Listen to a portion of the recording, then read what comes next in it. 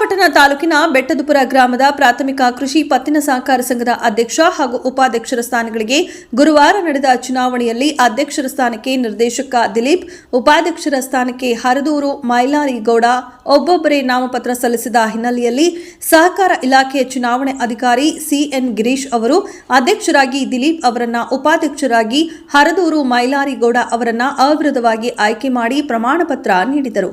ಇನ್ನು ನೂತನ ಅಧ್ಯಕ್ಷ ದಿಲೀಪ್ ಮಾತನಾಡಿ, ನನ್ನನ್ನು ಅಧ್ಯಕ್ಷರಾಗಿ ಅವಿರೋಧವಾಗಿ ಆಯ್ಕೆ ಮಾಡಿದ ಎಲ್ಲ ನಿರ್ದೇಶಕರಿಗೆ, ಸಹಕಾರಿ ಬಂಧುಗಳಿಗೆ ಪರೋಕ್ಷವಾಗಿ ಸಹಕಾರ ನೀಡಿದ ಪಶುಸಂಗೋಪನೆ ಮತ್ತು ರೇಷ್ಮೆ ಸಚಿವ ಕೆ ವೆಂಕಟೇಶ್ ಅವರಿಗೆ ಅಭಿನಂದನೆ ಸಲ್ಲಿಸುತ್ತೇನೆ.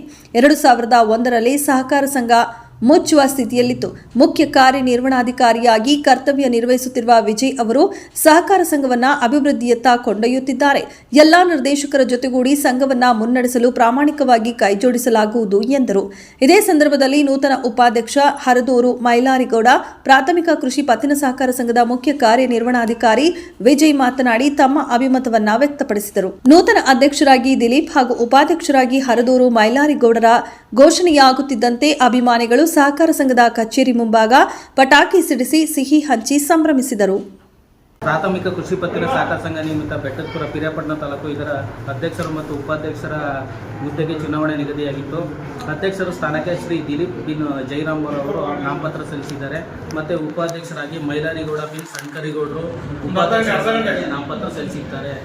ಅಧ್ಯಕ್ಷರ ಹುದ್ದೆ ಮತ್ತು ಉಪಾಧ್ಯಕ್ಷರ ಹುದ್ದೆಗೆ ನಾಮಪತ್ರ ಸಲ್ಲಿಸಿರುವುದರಿಂದ ಶ್ರೀ ದಿಲೀಪ್ ಬಿನ್ ಜೈರಾಮ್ ಅವರು ಮುಂದಿನ 5 ವರ್ಷಗಳ ಅವಧಿಗೆ ಅವಿರೋಧವಾಗಿ ಆಯ್ಕೆಯಾಗಿರುವುದನ್ನು ಈ ಮೂಲಕ ಪ್ರಕಟಿಸಲಾಗಿದೆ.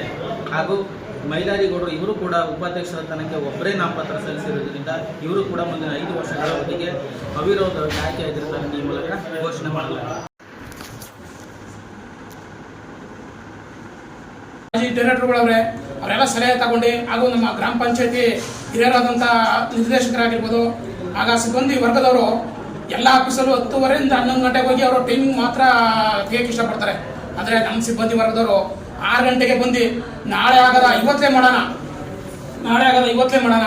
ಏನಾರು ಮಾಡಿ ಸಂಸ್ಥೆಯೇ ಒಂದು ಜೀವ ಕಡೆ ತುಂಬೋಣ ಅಂತ ಪಾಪ ಆ ಸಿಬ್ಬಂದಿ ವರ್ಗದವರು ಮಾಡಿರೋಂಥ ಕಷ್ಟ ಇವತ್ತು ನಾನು ಮುಂದೆ ಕಣ್ಣು ಮುಂದೆ ಎಲ್ಲ ಮನೆಗೆ 5 ಗಂಟೆ 4 ಗಂಟೆಗೆ ಪಕ್ಕಕ್ಕೆ ಹೋಗ್ತಾರೆ.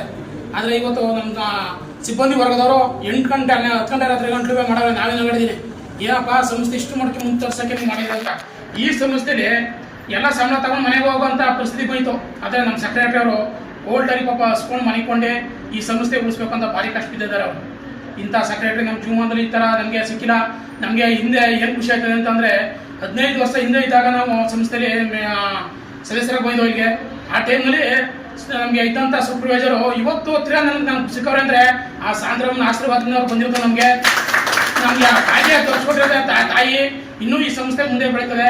ನಾವೆಲ್ಲ ಅಣ್ಣ ತಮ್ಮಂದಿರಿಗೆ ಅಕ್ಕ ತಂಗಿರು ನಾವು ಹೋಗೋಣ. ನಾವು ಹೋಗಬೇಕಾಗಿತ್ತು.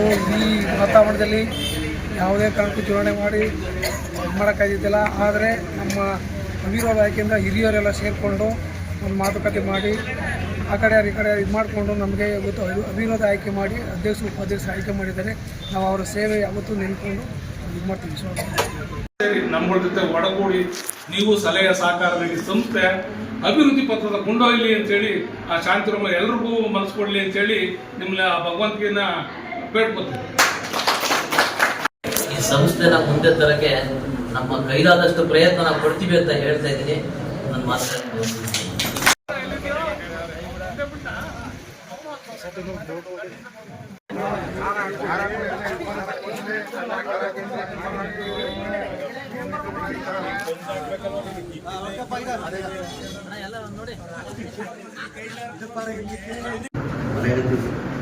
ಸಂಸ್ಥೆ ಬೆಳ್ತದೆ. ಇದೇ ರೀತಿ ಮುಂದೆ ಹೋಗಬೇಕು. ನಮ್ಮನ್ನು ಏನೇ ಬದಲಾಯಿಸಬಾರ್ದು, ಈ ಪಕ್ಷಭೇದ ಮಾಡಬಾರ್ದು. ನಮ್ಮ